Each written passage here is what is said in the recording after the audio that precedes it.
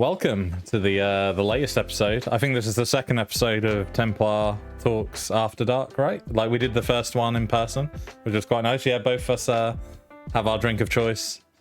I have a Corona. Todd's on the G&Ts. Yeah. But yeah, we've I'd say we've just got back from F&M and we're ready to give you a bit of a late night entertainment. But Todd actually came to F&M. Played a couple of games before F&M with myself and Simon, and then said, "That's enough magic for me. I'm going home." So didn't warm me up for that one. No. So, well, what's your evening consisted of? I guess before we even start the show or the topics, what have you been up to? Just been watching some good crime dramas, drinking plenty of gin. Nice. You know, getting half cut for this. Yeah. Nice. Perfect. Yeah. Take out it.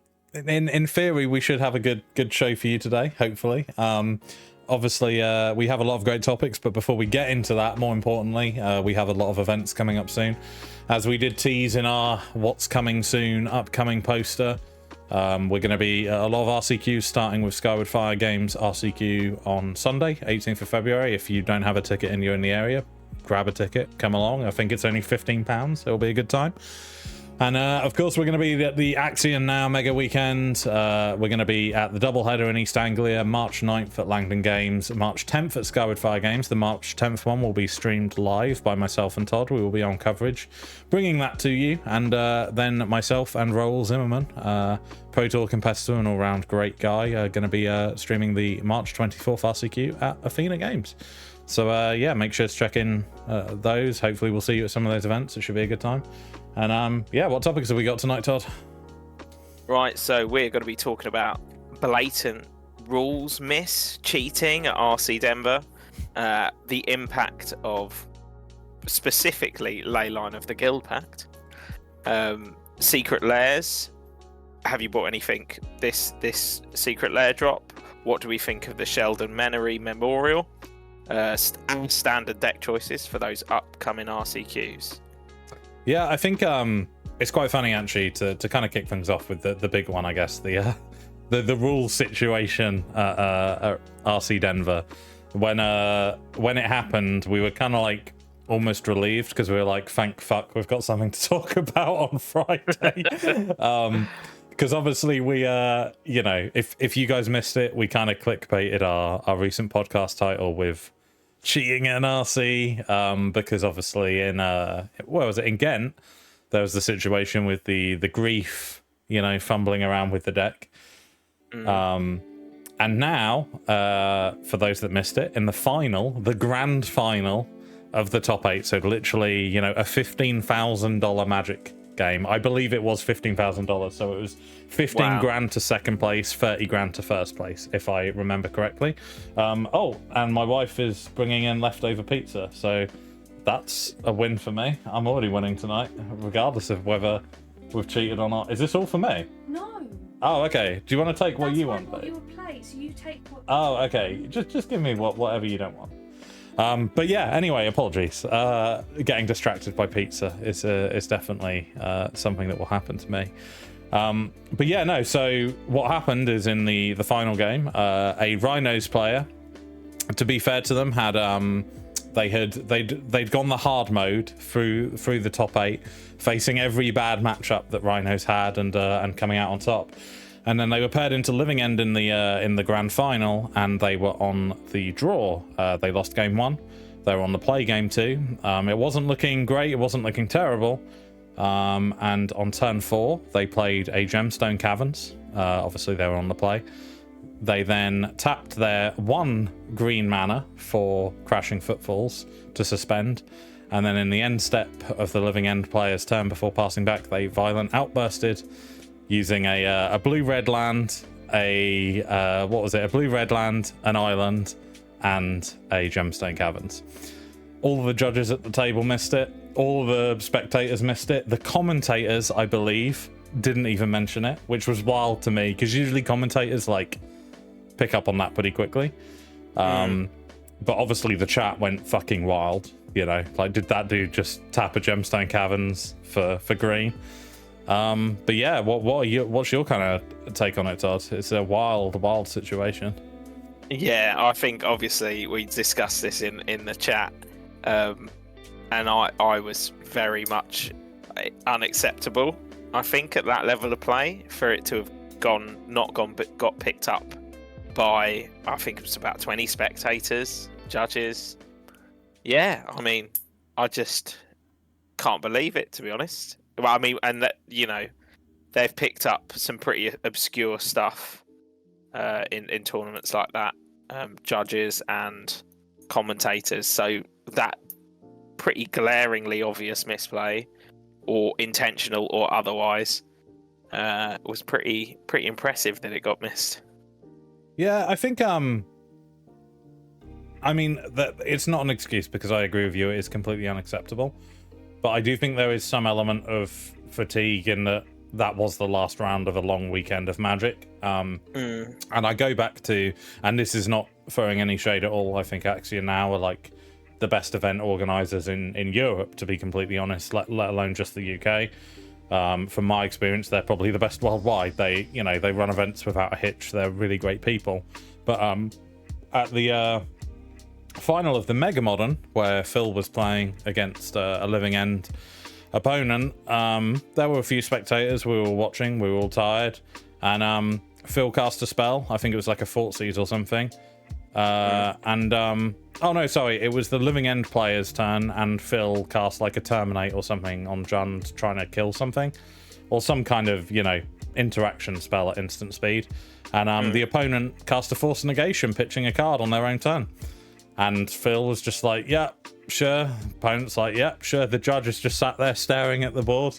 All is fine. And then it passes to Phil, and Jack, who has travelled with us a lot, kind of said, Judge, can I have a word quickly away from the table? And caught it. But these things do happen. And I think that, yeah, that's more acceptable, right? See, the problem is, I think had it been a Mutavault, anyone at that spectator field would have instantly clocked. But I think specifically because it was a Gemstone Caverns, people second guess themselves as like, oh, well, did I just miss that getting put down earlier? But it's still super sketch. And then I guess there's the real question is, was it intentional? And I don't know. Again, I don't think that matters as long as we're holding that level of play at scrutiny, right? Like, the point of having judges is for them to mediate that level of play. And, we go to big events, and you quite often don't have a judge actively watching your game until the end of the round or until top 8. And then in top 8, there is always a judge sat with each match for the entirety. And, I get it, they're fatigued as much as we are as players, and those things will get missed. But even just Gemstone Caverns, for me, is represented with the luck counter. If you don't have a luck counter on it, I'm pretty sure I would be like, well, that doesn't have a luck counter on it, so it doesn't tap for coloured mana. I don't know. It's obviously that no one's to blame. I just think it's an important one to highlight going forward, is that, the responsibility not just of the players and the judges, but the spectators to, I don't know, I'm always pleased, even if I'm on the rough end of it, when somebody does chime in and say, oh, can I just stop you there? I'm going to call a judge. I'm always like, yeah, absolutely. What's happened? What's gone wrong in this game? That's how we're going to get better as players as well, right? Is if we are reminded of when things aren't actually following the rules. I mean, one thing that it's worth crediting here as well, and to give you all a little bit of inspiration going into your big events, the player in question lost their first round to Mill at an RC playing, a top tier team of Rhinos list, and then bounced back and just went on a tear and ended up X and 2 to get into the top 8. But I think what is a little bit interesting for me is there has been absolutely no response to the accusation, in terms of it just hasn't been, as far as I'm aware, as correct me if I'm wrong, but I know the player has not referenced it at all. and I'm fairly sure DreamHack have not even batted an eyelid about it. So it's basically just like a cauldron of people losing their shit online because it's just kind of like, you know, was it intentional, was it not? And unlike the other situation in Ghent where Canister came out and was like, hey, I was in that game, I don't think they were cheating, like we spoke to the judges, you know, there was a bit more context around the situation, so you take it as it is, but you know, you're kind of thinking, well, did someone just get sharked for 15 grand, or was it an honest mistake, or what happened? I mean, I'd be surprised if the opponent wasn't kicking themselves for not spotting it themselves. And I'm sure the judges have probably had some inward discussion about, you know, should we have picked that up? Are we looking out for that? You know, yeah, shame no one's really broached it as a wider talking point, because I do think it's important, especially at that level, right? The numbers, regardless of stakes, it's competitive comp REL, right? That's the, you know, that's a games rule. At the very least, it's a GRV, right? With suspected cheating, if the judges deem it worth that. But you know, to not reference it at all is a bit like, let's sweep that one under the table. It's a super easy like reverse as well, right? Like it is just a put the cascade, you put the footfalls back in your deck, shuffle the deck, and continue. It's not like it's a ridiculously complex board state to, you know, say like some hardened scales player had done like 100 different sacks and modular triggers to put stuff on an Ozlith and then on an Inkmoth.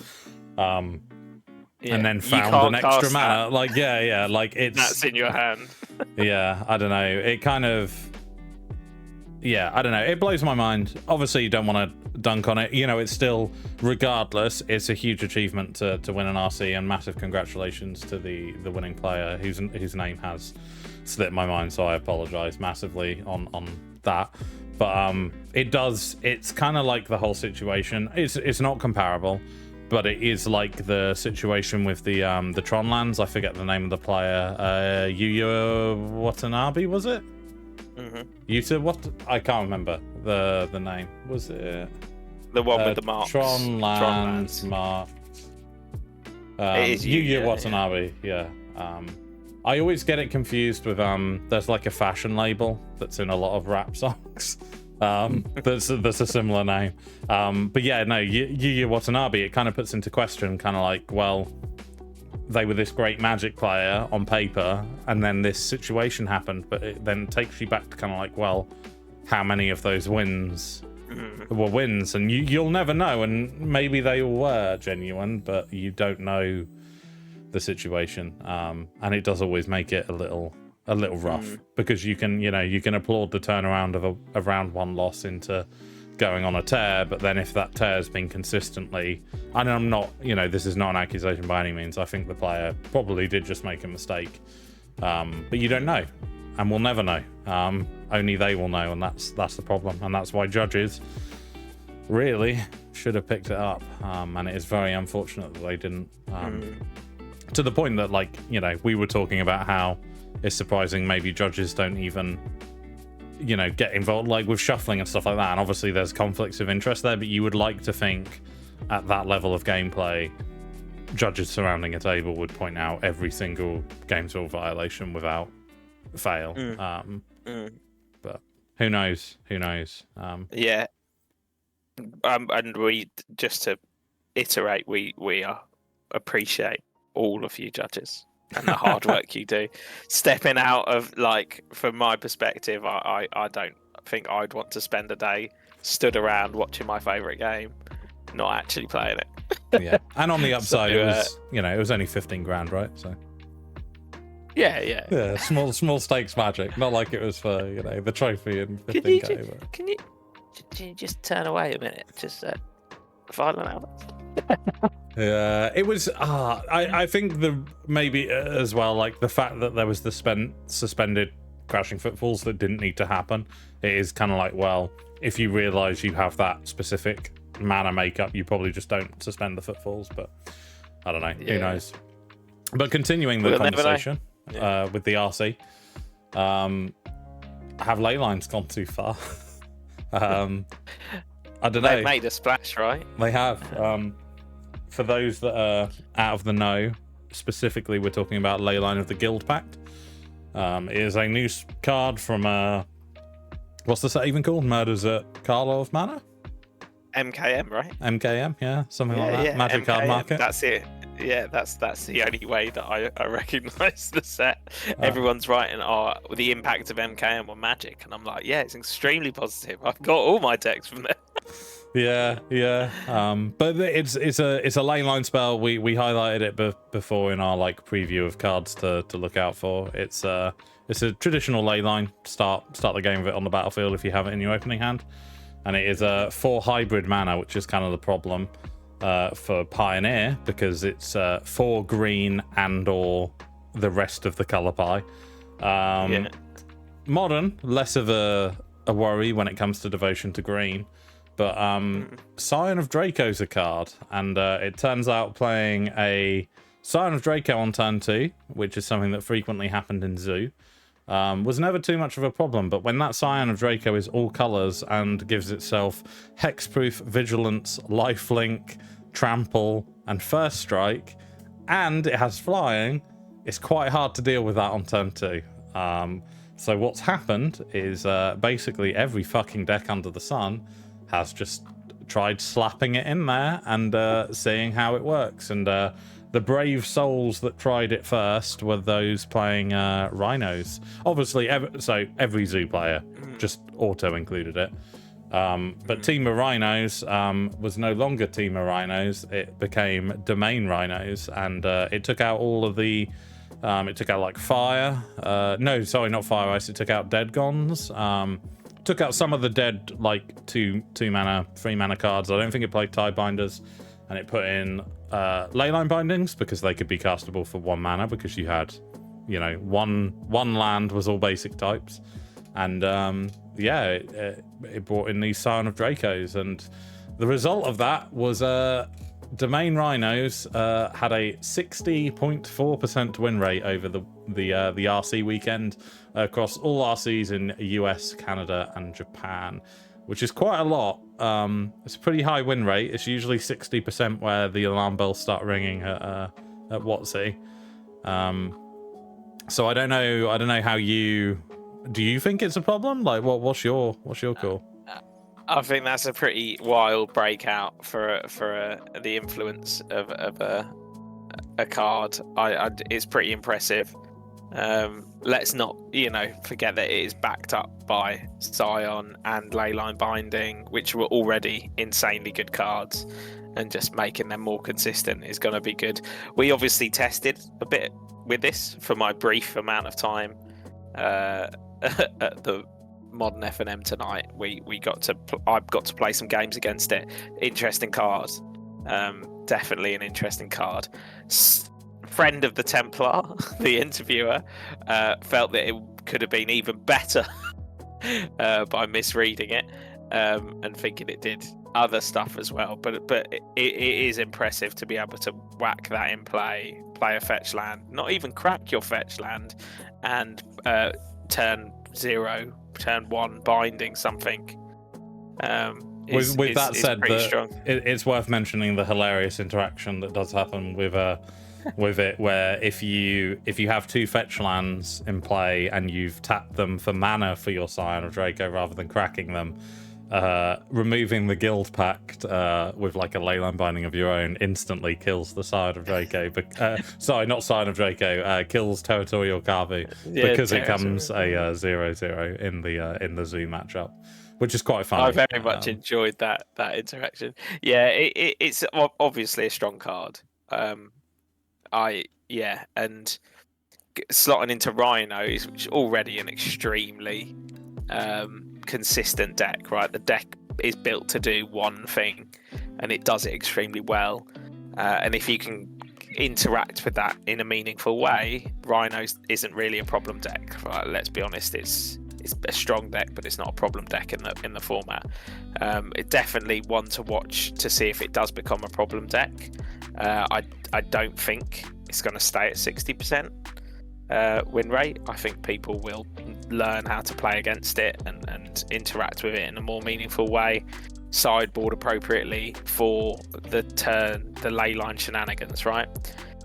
And yeah, I think it's good that it's brought Domain Zoo back into the kind of realm of viable modern decks. I think it's a fun archetype to be around, and you know, Rhinos has always, because of its consistent core, has always been a deck that can go 4-color, go leyline binding,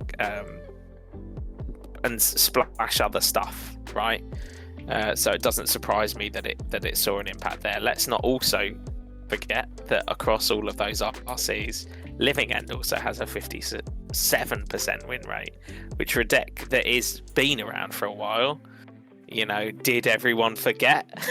Well, I'd say that, you know, the meta game show itself, there was 19% team of Rhinos, and on top of that, there was also 2% domain Rhinos. So, like, Living End does eat those matches for breakfast. So I think that does aspect. Just a metacal, yeah. But we'll take a quick step away from the subject momentarily, just to reference the lovely people in chat.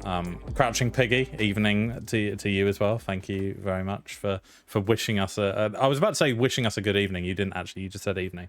Where's the good evening? Come on. Nezrek, very tempted for the RCQ at Darksphere next month, but I don't know if it's worth £60 for place it of a card I won't use otherwise. Well, if it's the Axia Now RCQ, I think it might have actually sold out. I know the Mega Modern has. I don't know about the RCQ though. Don't take my word for that. But it's super up and down, because I think it could get banned. I think this could get banned, and I think all Scion could get banned. And we'll come back to that and have a chat about that. But of course, we'll answer everything else. First, is Brutal Cathar still in Standard? I don't even know. Todd, is Brutal Cathar in Standard? I don't know. I've only ever played it in Pioneer. Yeah, Innistrad Midnight Hunt. Really good card. So yeah, it's still legal. Yeah, for strong like card. Not long, but it's legal for now. And of course, thank you for offering free promotion and viewers, chatbots, and whatever services you're selling, Mr. Clear spam account. But yeah, interesting name on that one. I don't know if I'd want to do business with Violent EQ. Yes, yeah. Are the other services you offer violent as well? Do we violently acquire the views and followers? But yeah. The RCQ, not the Mega Modern Axion events. Okay, cool. And good evening, Run It's a Bear. It's good to see you. And I believe pizza has returned, so I'm gonna grab some pizza. Oh shit, yeah. This has made me very happy.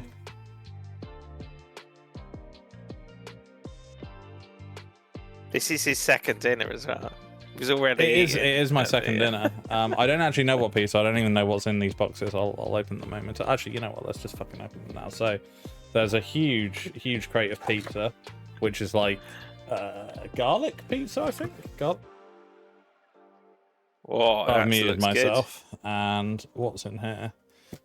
Oh, cheesy chips as well. Jesus. Okay, Jess went hard. Thank you, Jess. That is much appreciated. Second dinner. Let's go. Cracker packs. We're gonna do cracker pizza on Templar After Dark. Yeah, for sure. That's what we're about here. A mukbang stream. I think it is going to turn into that. I'm just going to eat my second dinner. I need to say myself. Yeah, I should have brought my curry. It was pretty damn good. Yeah. But anyway, back on topic with Leyline of the Guild Pact. Todd, the burning question: is it going to get banned? I don't think it's going to get banned. No. I think it's just another enchantment that gets dealt with pretty easily, if you know. And it is a 1-for-1, right? You put that in, I wear tear it after board, we move on. You know, you still have to shock yourself to oblivion to cast your spells. It's made it slightly more consistent. and people need to respond to that. We need to let it shake out. I don't think it draws the ban hammer. If the One Ring doesn't draw the ban hammer, and Fury takes 2 years to get banned, I just don't see it. Just don't see it. Do we see as a potential alternative Scion getting banned? No, I don't think Scion's a problem. Right? I don't think Scion's a problem. See, even as a 4/4 hex, like it's still just gonna die to my 8/8 whatever. Yeah, maybe. I don't know. Murktide. Yeah, I think. Yeah. But you got to think like your Murktide's coming down 2 turns later after them gaining 8 life. Like, I don't know. I think the verdict's not quite out yet on it, but I think it may be a factor. The suggestion of banning all lands from Run It to Bear is a little aggressive. It is also just 4 cards, right? Let's line up our ley lines and our Scions next to each other, and I'm not a numbers man, but I don't see the percentage where they're always consistently having one and the other, right?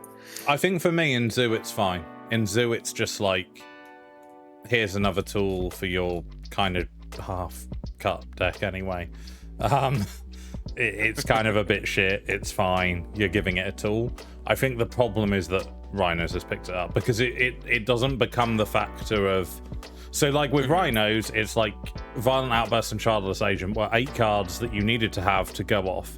And now rather than just those 8 cards, you have this backup plan of, oh, but if I have the other 8 cards, I can also still, like, say you guild pack. Obviously this is dream scenario, but say you guild pack, and then you Scion on turn 2, and then your turn 3 is to cascade into 10 power that has all of those abilities because of the Scion. You're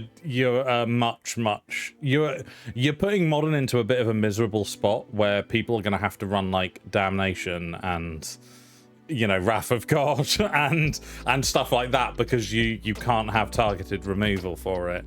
You're going to have to just wipe the board. I think if Scion Red give other creatures, it would be okay, but it's the fact that it gives itself the ability as well, and that's the problem.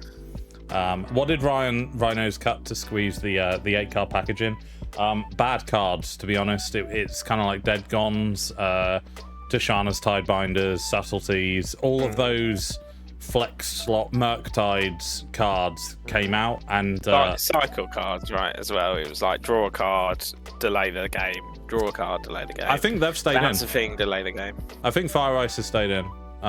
Maybe, yeah. I think it's Dead Gones, Dismembers, Tidebinders, Murktides, Subtleties, and in their place you have Leyline Binding, Scions, and Guild Pacts. And maybe it'll evolve and then start throwing Teferi in there as well, and fucking Ardent play as the alternatives. Is it less consistent at being able to force a negation? No. It's only taken out a few of the blue cards, and obviously Guild Pact itself is also a blue card, so it's pretty similar. They consistently pitching, right, Leyline, which is a free pitch. Yeah, let's see what Templar team member Smurfy brews up, with Leyline and the Guild Pact. Our resident zoo aficionado probably has some thoughts on this, so we'll see. Get ready for the thumbnail with the parental advisory, explicit content, like, look what I did on turn 2. But yeah, we'll see. We will see. And we maybe we won't see for a little while either, because it's not Modern season, right? And we're talking particularly about impact on Modern. This card is dog shit in Standard, like absolutely unplayable. And no one's playing Pioneer because Pioneer is not a format. So, should we move on? Yes, we shall. Before you run off to sleep, are any of the Templars playing this Sunday? We are indeed. I think most of the Templar force will be in in the presence of Skyward Fire Games this Sunday. So we hope to see many of you lovely people there. Buy your tickets. Yeah, buy your tickets, £15. But not before me. Oh, there's loads left. You'll be fine. Hopefully. I bought mine the other day because I got paranoid. But yeah, let's actually. I'm trying to buy them now. Let's pivot quickly. Obviously, we were going to talk about Secret Lairs, but let's stay on standard. Let's talk about standard deck choices. Let's give some free information as to me and Todd's game plan. What deck are you actually going with? What have you committed to for this miserable season of standard? Right, I've been joking with everybody in the team that I've bought 3 decks, which is entirely untrue. I have, in fact, only bought the 1 deck, and that is Boros Aggro, purely off the basis of numbers and the fact that I feel like I enjoy red and white cards. And it very much is reminiscent, I hear, of mono white humans in Pioneer. So are you going to be playing the new enchantment, the pinger? Well, I was baited by my own ability to impulsively buy cards and thought I had 4 Knights Errant of Eos. Oh, okay, the sure. Convoke, and it turns out I in fact do not have 4 of those. I only ever bought 2. What the fuck were you playing in Pioneer? Surely you played 4 in Pioneer. Did you not play 4? No, you only ever played 2 in Pioneer. So I didn't buy 2 more of those because I didn't know I needed to. So I am running 2 of the War Leaders Call, just to see. I mean, it's standard. Who cares? Ian has one in his trade binder. Well, there we go. We'll see. We'll see if he's there on Sunday. We'll sort something out. Also, like I said, it's standard. I'm not that fussed. Have we practiced in Team Templar for standard RCQs? No. No, we have not. I even so like this is. I know we like meme on standard, but like we practice what we preach as well. I brought my standard deck to F&M tonight with the intention of getting some practice games in, and instead I just played Pokemon. And I don't even play Pokemon, but I still opted to do that over playing standard. Like, I don't know. I've tried to like goldfish with it and play some solitaire, and it's just, I genuinely like.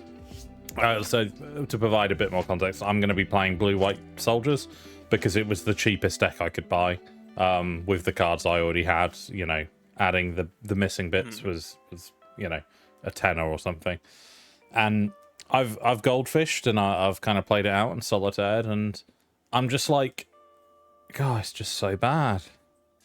Oh, is it really supposed to be this slow? Like it's just, I don't know. I think I should have, maybe after this event, I might go and pick up the Boros deck because it seems more my speed, and blue-white soldier specifically, not tempo, is what I'm going with. But I don't know. Maybe it'll be fine.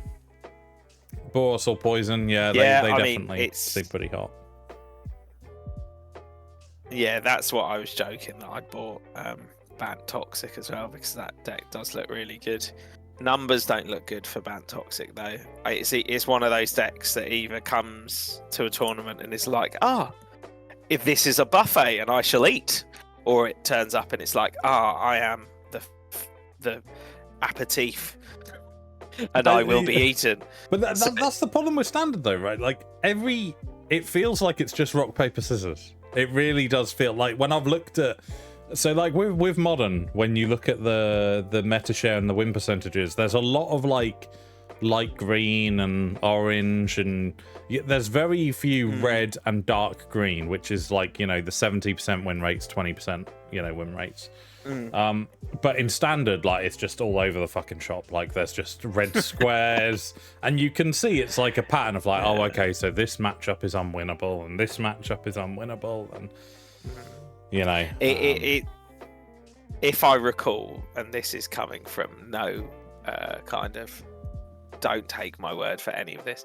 My feelings about Standard come from the days of Absan gone, and it very much was the 50% format, right, where you are genuinely leveraging good gameplay, and I am excited for that. I'm excited to sit down and play a game where you can truly leverage your knowledge of the game, rather than modern, where it's like, well, bad luck, guy. I did my combo and you didn't have the answer. So I am looking forward to that element of Standard. It'll be a bit good to play it again, I think. But like you said, it's when you can't really sit and solitaire it and feel like you're you're having a good time, or your deck's particularly powerful, because it just isn't, right? It's Standard. It's not supposed to be that power level. And when you've been entrenched like we have in the joys of the swingy modern and powerful Magic, Standard is always going to feel a bit lackluster. But yeah, I'm actually genuinely really excited to play some Standard RCQs. Yeah, I'm looking forward to it.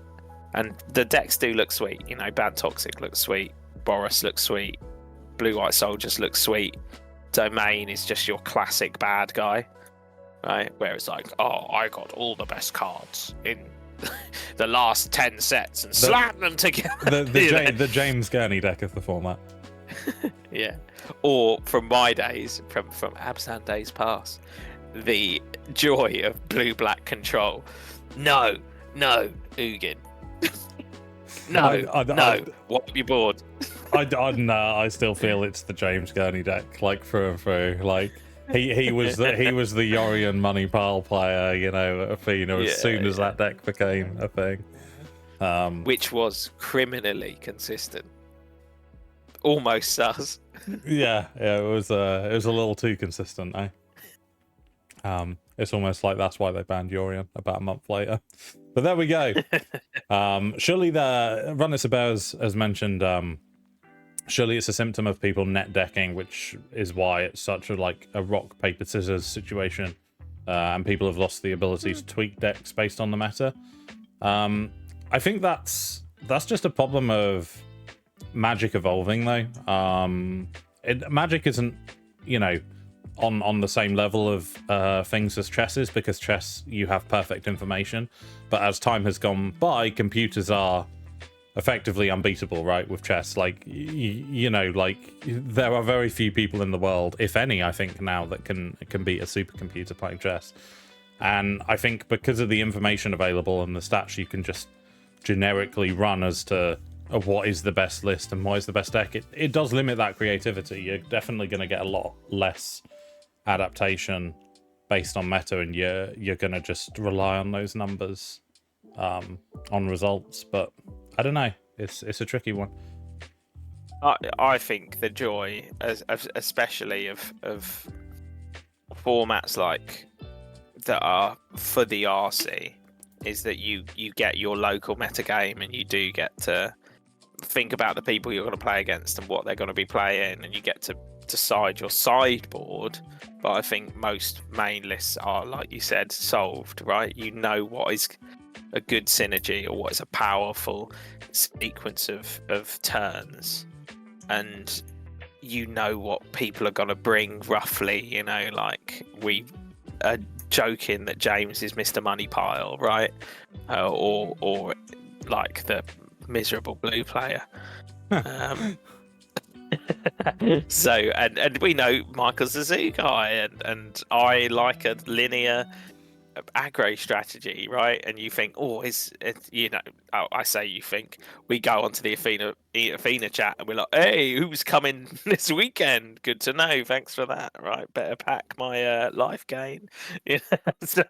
And it that is the joy of RCs, right? You go to your local area, or you try to think about what people are going to be on, and then you, on the higher level, right, once you get into the big RCs, when you're going to Naples or Ghent or Athens, and you start to meet new people and make new friends and go, well, I know that he's gonna bring that and he's gonna play it bloody well, and I'm gonna have to be on my top game, right? And that's kind of the layers of it.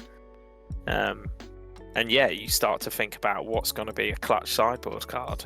You know, what's going to be good in the mirror, what's going to be good against Sheldred, or whatever the hotness is. I don't even think Sheldred's a hotness anymore. I mean, it's still like 55, 60 pound card, so it must be getting played somewhere. Yeah. But yeah, no, I get where you're coming from for sure. I do think, you know, we've spoken about it before, that maybe we're just not as into Magic as some people as well. I think that's an element to it. Maybe we're not, you know, we're entrenched Magic players, but we're not in deep enough to put in the hours of testing that some players do, which is why we will never be able to adapt in the same way and be ahead of the curve. But, you know, I don't know. I think we're ahead of the curve in our local meta game when we want to be. But also, you know, you put a lot of weight on testing, and then at the end of the day, you get the seating lottery where you're playing against elves and all kinds of other garbage. And you're like, oh, do you know what? Or, you know, let's imagine that James didn't bring his Force of Vigors this evening. You know, he gets run over. He brought his Force of Vigors. He gets to run over some folk, you know. Gets paired into Hardened Scales twice. That's pretty good, eh? Scumbag. Oh, he was buzzing to tell me. Yeah, we won tonight. We shouldn't dunk so much. Oh man, I got such a bad game. My only loss tonight was against Colin, and I was playing Merfolk. Good to see you back, Colin. Yeah, Colin. It was great to see Colin back. I was back on Fish as well, which was fun. He was on Living End, and I kept a hand with like Force Negation, Tidebinder, 2 lands, I think another Tidebinder, another 4, like a very, very good hand into Living End. And I countered 2 Living Ends, and I drew 8 cards and never got to the 3rd land. And I'm sitting there with two Tidebinders in hand, and he's hellbent, and he top decks the Shardless Agent, and I'm just like, fuck. Like I've sacked all my Hex Catchers as well to like counter them. And then my next card was the land, and I'm just like, ugh, fuck. And then game 2, I had to mull to 5 because it's like 6 lands, no lands. Chalice of the Void, I'll keep that one. But you know, grinding on 1 land and a Chalice of the Void is not necessarily a very good strategy. You're fairly easy to attack at that point. You should have tested more, mate. Right, shall we talk about some secret lairs? Let's talk about some pimping our decks, because I love a secret lair drop. What's this one got for us? Well, but before we talk about secret lairs, we should also talk about anyone who's viewing this with Amazon Prime can subscribe for free and help fund our secret lair purchases. Good night. Good night. Run it to bear. Sleep well. And so secret lairs. The new secret lair drop happened. There's a huge variety. Thank you very much for the subscription, and we got an extra too. Apologies, Ian, yours never popped up on our dashboard, so sorry for missing that one. But it is always appreciated. We love Jeff Bezos' money here at Templar FTG. So new secret lair was announced. I'm going to quickly run down the names. We have Just Add Milk Second Helpings, which is like the cereal box stuff. Hard-Boiled Thrillers, Showcase Murders at Karlov Manor, Prismatic Nightmares, Beauty of the Beasts, and Deceptive Divination, which I think is going to be worth an extra talking point or two because of an unfortunate happening when it comes to that specific secret lair. But Todd, you're kind of a bit of a magpie. Have you picked any of these up as yet? Do you know what? This is probably going to be the first month that I don't, and I will tell you it's purely off the basis that it has no jazzy lands. I love collecting the lands, particularly basics. I just think that some of the art on the lands has been absolutely mind-blowing, and they are always the cards that people compliment me on. Like, I will play it and they go, "Oh, where's that land from? That looks nice." And this one doesn't have any lands, sadly. So I haven't put anything in my cart yet. But saying that, hard-boiled thrillers. Black Market looks pretty sweet. The Prismatic Nightmares, Reign of Filth, what a card. My Post Malone deck would appreciate that, definitely. So there's definitely stuff that is tempting, but this hasn't got the value this month. There's not a great deal of good, I think the expected value is not high, but I'm sure you have a bit more knowledge on that. Well, I'm about to specifically call someone out here. Euphoria Gremlin on Twitter put a great article out detailing all the values of every secret lair and the foils and the non-foils UK pricing on Card Market. And I saved the tweet, and they've made their fucking Twitter account private. So now I can't see the article, so I don't have any of the pricing available. So shout out for the really useful information that has now been hidden and is on the ether of into the ether. X Twitter. But basically the TLDR of it was the value is terrible here. I think only one of the sets, which I think was hard-boiled thrillers, is more valuable than the cost of the secret lair, and it's only in foil, and I think it's because something like Reconnaissance maybe hasn't been printed in foil. It's one of those situations where it's like a super niche printing, and the foil is really inflated because of that. So yeah, I like some of the artwork. I like the hard-boiled thrillers artwork. I like the Just Add Milk. I like the Deceptive Divination, but why would I spend, I don't know, why would I spend the money on the cards? Like, I found it hard. I did buy last month. I bought the one with Nexus of Fate. I'm not sure if there is a Nexus of Fate that's non-foil.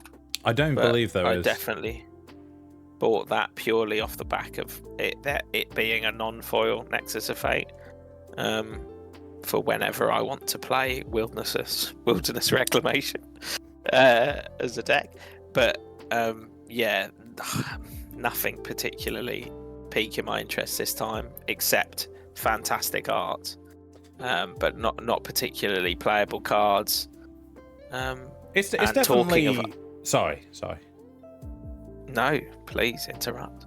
Fuck you. It's just for the audience, as I mentioned last time we had to record a remote podcast, it's always a little like there's that awkward delay on Discord where you just end up looking like twats because you're just cutting each other off, and it's always me because I talk too much, which is actually a great feat when you're in the presence of Todd, because that's hard to outdo him. But it's that greedy capitalistic look at it, right? Of I'm willing to pay for your creativity if I'm getting around the same amount back in value of cards. If not a little, like I'm profiting a little bit. So for me, I look at those like if a secret lair's 30 and it's worth 35, I'll dip my toe in. But if not, I think it's weird for me because when it comes to basic lands, I think they're more justifiable because it's purely the art. There is no reason to ever buy basic lands unless you like the art style. But when it comes to actual cards, because we've associated this value with cardboard and everything has its price and it's like a stock market, it's hard to just throw money into the furnace when you don't know if you're going to get any return.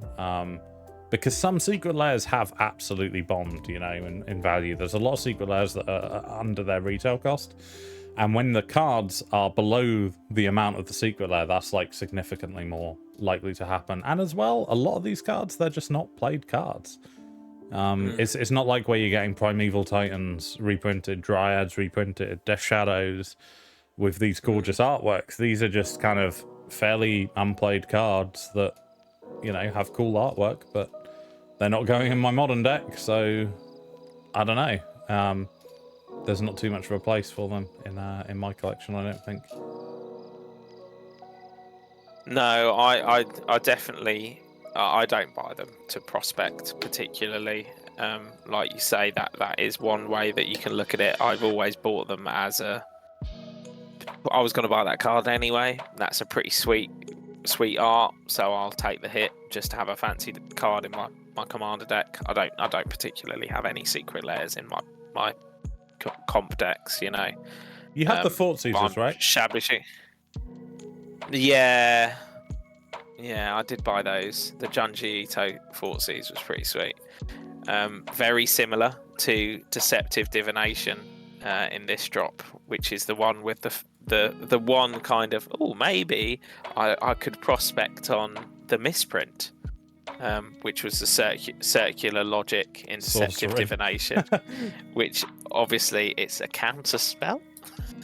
At sorcery speed. At sorcery speed, which is a temptation to prospect on that, and even more so now they're limited print run, right? So you know that you will be one of however many that have actually been printed.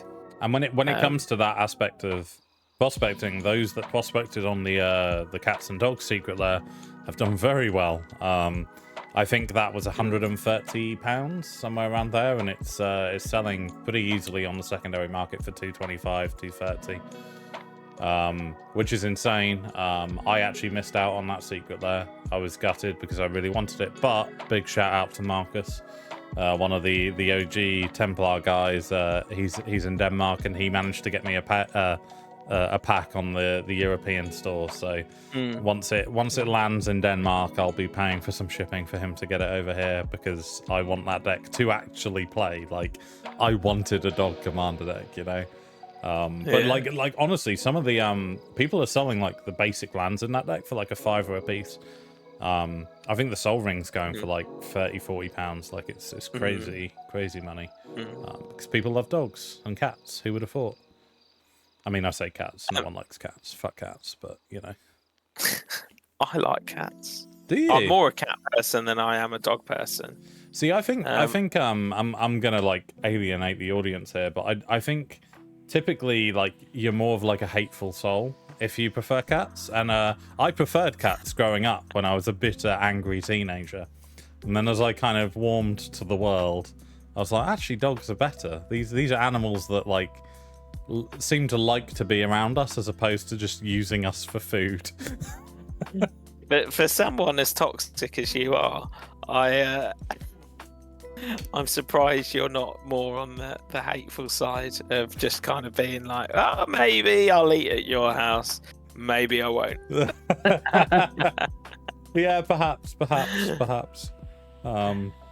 Whereas the dog is sickeningly reliant on you. Like, are you even an animal anymore? Would you survive if I didn't feed you? Whereas cats very much prove, they come in and they're like, look, here's a mouse, mate.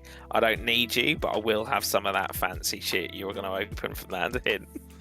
Yeah, it used to be so bad. Like, I grew up with cats, and it's grim, so I apologize for the if this is shock factor for anyone, warning if you're squeamish, but our cats used to like persistently bring like half alive birds to the door, like, you know, I've caught food.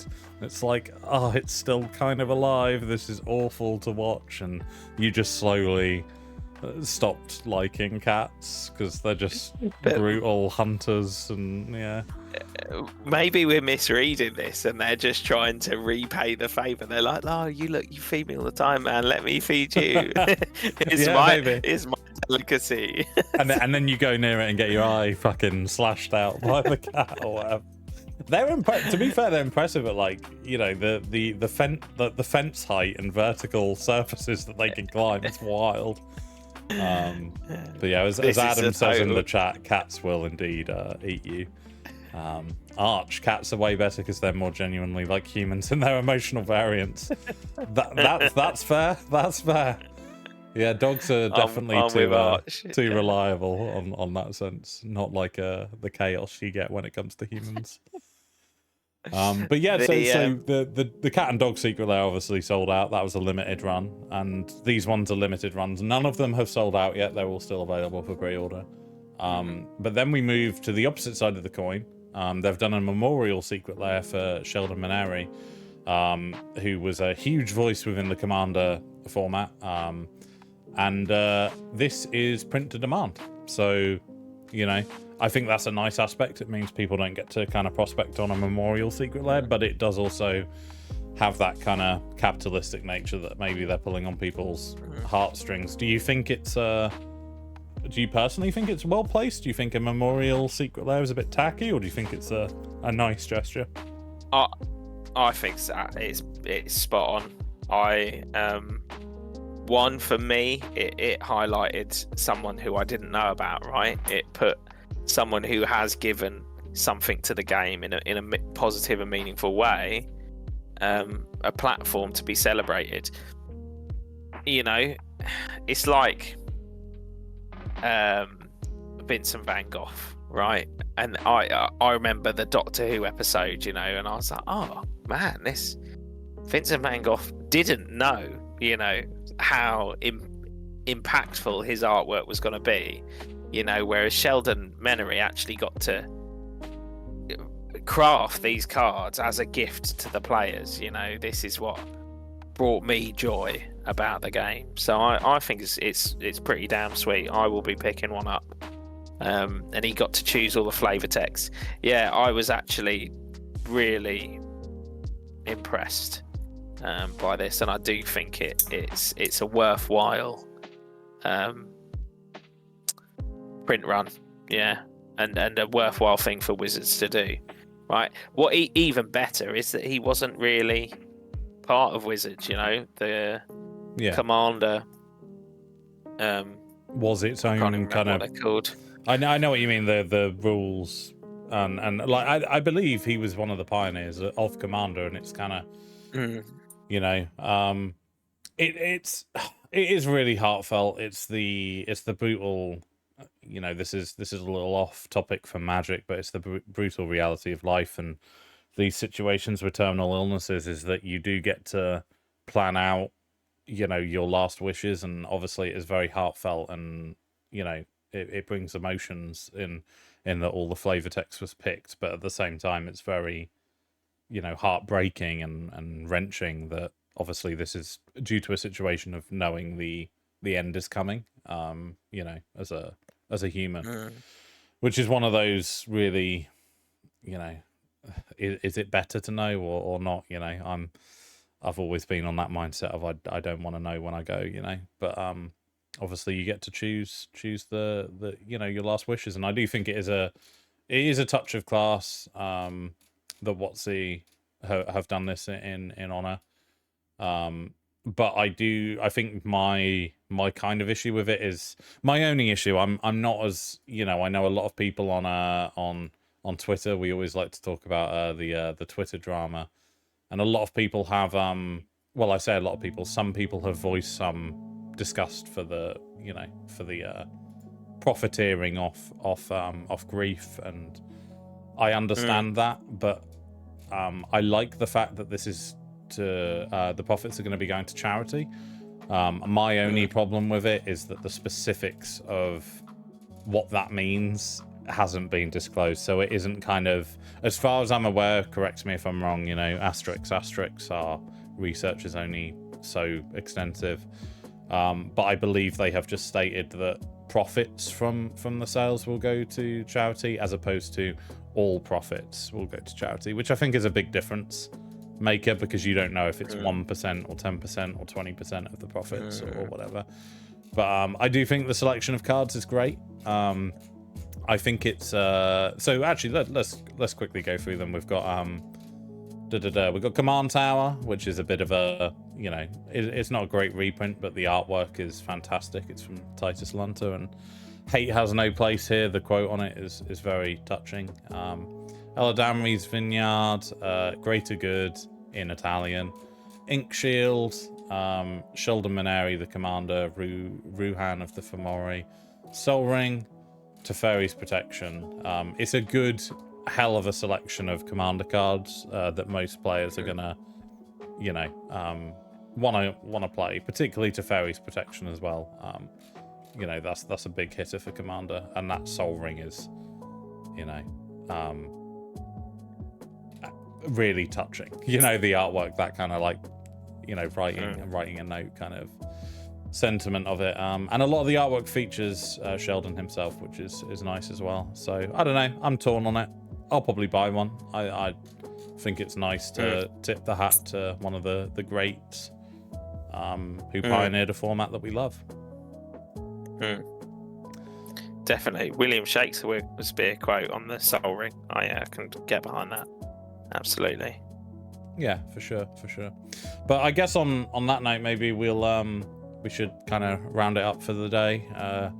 As I'm sure you can tell, we're both pretty tired following our evening of Indian. Was it you were eating today and television, skipping F&M like a heathen. Yeah, I know. It's been a long week. Yeah. That is, I think, the the mistake of deciding to do this post F&M show is that it is actually a bit. Oh God, it's quite late, and we've got to get up and play badminton tomorrow. But there we go. We go. You know, it's all good. We hope you enjoyed tuning into our rambles. We hope it wasn't too rambly. And obviously this episode will be uploaded on YouTube. We have a load of great bits and bobs coming soon. There's a post on our social media on Twitter if you want the full details in writing, but we're basically going to every RCQ in the local area, including the big Axion Mega Weekend in London at Darksphere. And we're going to be bringing you some live Magic coverage on March the 10th. Me and Todd are going to be bringing you the Skyward Fire Games RCQ. And on March 24th, myself and Raoul Zimmerman are going to be bringing you the Athena Games RCQ. And as I said last time when I teased it, tune in, but just mute me and Todd and zone me out when Raoul's casting, because he's the one that actually knows what he's talking about. But anyway, for myself, thank you very much for watching, and I'm sure Todd would like to thank you too, right, Todd? Wow, give me an opportunity to thank them myself. Thank you for tuning in to the ramblings of myself and Stephen. Yeah, it's much appreciated, and we'll see you on the next episode of Templar Talks, which will not be live, but we'll be back with After Dark next month. So we'll see you then. We will indeed. See you then. Oh my God, I don't know how to end the stream. This always happens. This happens every time. Where's the there we go. Thanks for watching. Cheers, guys.